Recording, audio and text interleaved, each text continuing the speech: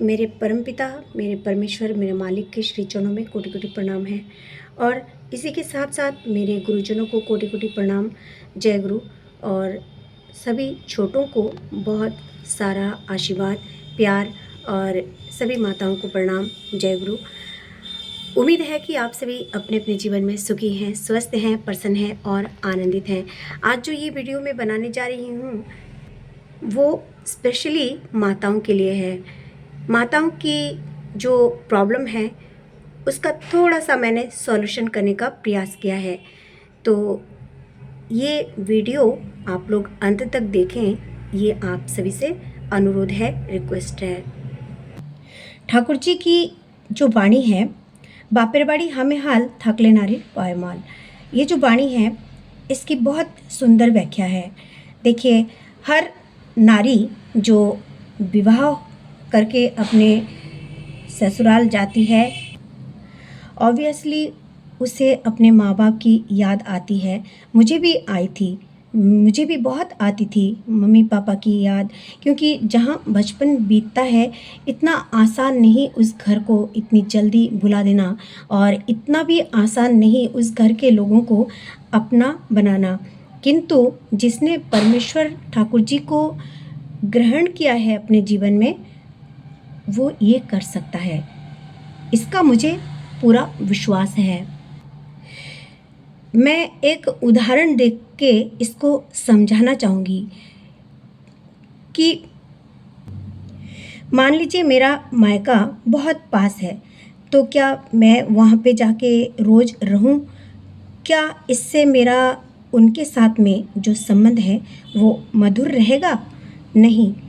हर जो माताएं हैं, चाहे उनका मायका जितना भी पास क्यों ना हो, उनको यदि वो ठाकुर जी से प्रेम करती है, यदि वो ठाकुर जी की है, तो वो ज़रूर इन बातों को मानती होगी या मानती है। इसके अलावा एक बात और कहना चाहूँगी, ससुराल वो जगह है जो ठाकुर जी ने हमें निर्देश दी है, उसी के अनुसार ये बात मैं करने जा रही हूँ। जो ससुराल होता है हर माताओं का, तो वो ससुराल हमें कठोर अनुशासन के अंदर हमें रखता है। अर्थात सभी की अपेक्षाएं होती हैं कि बहू जो है सूर्योदय से पहले उठे, बहू घर के सारे कार्य करके, स्नान करके, पूजा करके, सभी के लिए नाश्ता, खाना, चाय, पानी जो भी है सबको दे। तो ये अपेक्षाएं होती हैं। ये सब करते करते वो जो नारी होती है जिसने मायके में इतनी जिम्मेदारियों को कभी निभाया नहीं था, वो परफेक्ट हो जाती है। ससुराल के इन दायित्वों को निभाते निभाते उसको अपने परिवार के प्रति प्रेम हो जाता है, उन लोगों को अपना समझने लगती है। कितनी सुंदर बात ठाकुर जी ने कही है। देखिए, हमें अपने मायके से तो प्यार करना ही चाहिए, मायका किसको नहीं प्यारा, मगर ससुराल हमारी जिम्मेदारी होती है। इसकी जिम्मेदारी हमारे माथे पे सबसे पहले है। यदि हमने अपने ससुराल में ठीक से कोई कार्य नहीं निभाया या किसी के साथ कुछ रोल ठीक से नहीं की, तो इससे हमारे परमपिता दुखी होते हैं। और आजकल कई सारी बातें मैं कहना चाहूँगी। आजकल जो बातें हो रही हैं, विवाह जो विच्छेद हो जाते हैं, कई सारे इसकी वजह से भी होते हैं कि रोज़ रोज़ मायके जाके रहना, माता पिता की बातों को जो है सुन के इधर की उधर करना, उधर की इधर करना, ये सब जो करते रहते हैं, तो ये भी एक बहुत बुरा रिज़ल्ट लाता है। डिवोर्स का जो ये कारण है, ये कारण बहुत हद तक रोल निभाता है। ठाकुर जी ने कई सारी बातें और भी नारियों को पालन करने के लिए कही है। हमें इष्ट के प्रति पूर्ण समर्पित होके रहना है। स्वामी के जीवन को कैसे उन्नत करना है, कैसे सुसंतान की जननी बनना है, सुसंतान को कैसे शिक्षा दीक्षा देनी है, अपना आचरण कैसे स्वामी के प्रति और सास ससुर के प्रति कैसा होना चाहिए कि उस बच्चे के ऊपर अच्छा प्रभाव पड़े और वो बच्चा ये सब देखकर भविष्य में अच्छा इंसान बने। ये बहुत ज़रूरी बातें हैं, मगर होता क्या है इसका विपरीत। जिन्होंने ठाकुर जी की दीक्षा नहीं ली है, शायद वो लोग इस चैप्टर को कभी नहीं पढ़ पाएंगे। और हम बहुत लकी अपने आप को समझते हैं कि हमने ये चैप्टर पढ़ ली है और अपनी बेटी को भी ये समझा सकते हैं कि एग्जैक्ट बात क्या है, कैसे हमें रहना चाहिए ससुराल में, मायके के प्रति क्या क्या पालन करना चाहिए, ससुराल के प्रति किन बातों का पालन करना चाहिए। असल में मुझे भी पता नहीं था, जब हमारी शादी हुई थी हमें भी पता नहीं था कि ये सब होता है कि मायका जाना इतना नहीं चाहिए। ससुर जी मेरे थोड़े से ऐसे ही थे नियम से कि बृहस्पतिवार को मायके नहीं जा सकती, सुबह शाम माने संध्या के टाइम में घर से तुम नहीं निकल सकती, दोपहर में कहीं नहीं निकल सकती। मेरे घर में ये सब रूल था और मुझे बहुत ज़्यादा रोना आता था तब कि मैं कैसे ये सब इतने रूल में निभाऊं। किंतु उस समय उस रोल को जैसे तैसे परमपिता ने निभाने की शक्ति दे दी, क्योंकि परमपिता के श्री चरणों को मैंने अपने ससुराल में आके भी पकड़ के ही रखा था। हमारी जब शादी हुई थी हमने इनसे कहा था कि देखिए हमने तो ठाकुर जी को ग्रहण किया है, श्री श्री ठाकुर जी को हमने ग्रहण किया है और हम कभी भी इष्टभृति नहीं छोड़ेंगे, प्रेयर नहीं छोड़ेंगे। यदि आप इस शादी से खुश हैं तो ठीक है, अगर आप इन सब बातों को मान सकते हैं, लेके मुझे चल सकते हैं, तो फिर हम शादी के लिए हाँ करते हैं या तो नहीं। तो इन सब बातों को मैंने अपने हस्बैंड से कहा था और अपने जो बड़े नंदोई थे उनको मैंने कहा था, वो भी ठाकुर जी के दीक्षित थे, तो उन्होंने कहा था कि ऐसी कोई प्रॉब्लम नहीं होगी। तो फिर उसके बाद हम लोग अर्थात हमारे मायके वाले माने और उसके बाद कोई दिक्कत नहीं हुई। दिक्कत हुई थी, एकदम भी नहीं कहूँगी कि दिक्कत नहीं हुई, काफ़ी हुई थी, मगर उन बातों को नहीं कहना चाहती हूँ। मैं केवल ये कहना चाहती हूँ कि देखिए परमपिता को जिसने पकड़ के रखा है, तूफ़ानें तो आएंगी। ये मैंने कल भी कहा था वीडियो में, तूफ़ानें आएंगी, मगर यदि हम स्ट्रिक होके रहें परमपिता के श्री चरणों को पकड़ के, तो मजाल नहीं किसी तूफ़ान की कि हमें वो हिला सके। कहते हैं ख्वाहिशों से नहीं गिरते हैं फूल झोली में, ख्वाहिशों से नहीं गिरते हैं फूल झोली में, कर्म की शाख को हिलाना होगा।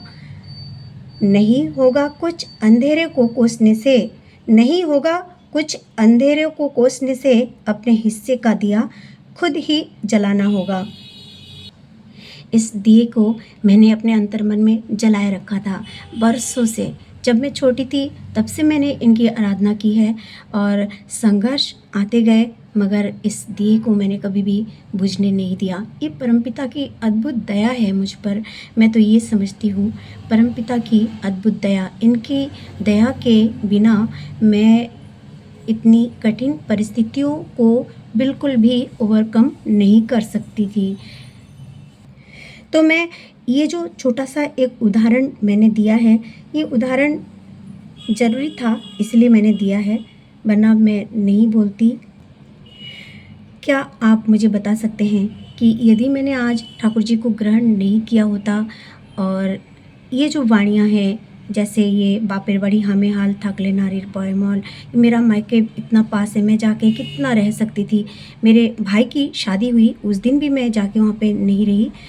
मेरे अपने घर के कार्य करके फिनिश करके कंप्लीट करके फिर ही मैं अपने मायके में गई, वहाँ की भी जिम्मेदारी निभाई, घर की भी जिम्मेदारी मैंने निभाई।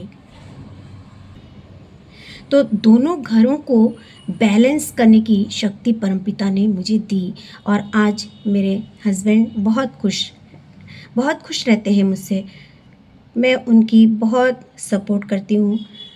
वो एक अध्यापक हैं, एक सरकारी टीचर हैं, प्राइमरी स्कूल के टीचर हैं और मैं अपने घर को संभालने के साथ साथ पूर्व सभासद भी हूँ और अभी इलेक्शन की तैयारी भी कर रही हूँ, मगर इलेक्शन वगैरह जो भी है वो सब तो एक साइड में मैंने अभी रखा है।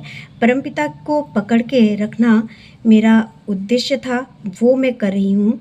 और जो भी बाकी बातें हैं इलेक्शन से संबंधित, वो भी मैं आप सभी से शेयर करने वाली हूँ जल्दी ही।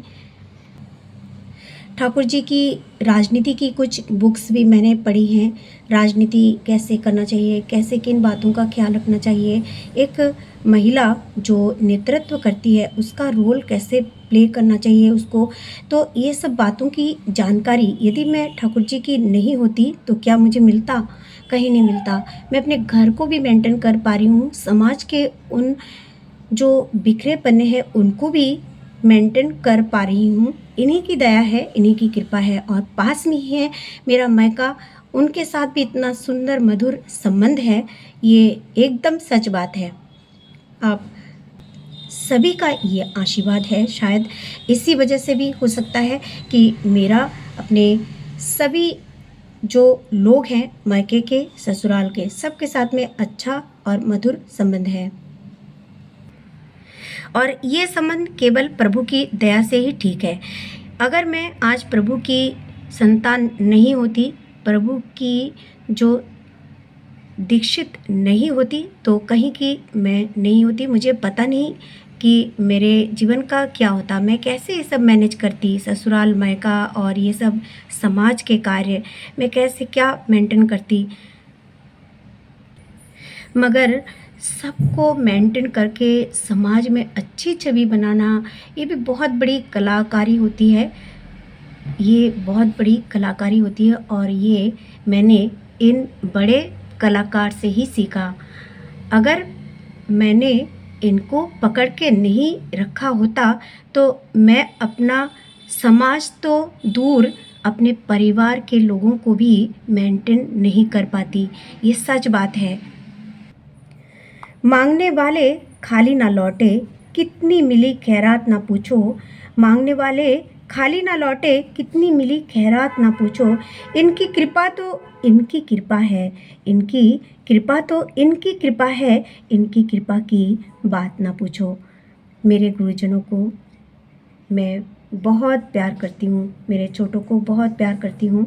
हाँ, होती है टेंशन परिवार में, सबके जीवन में होता है, मगर उसको मेकअप करने की शक्ति भी प्रभु देते हैं।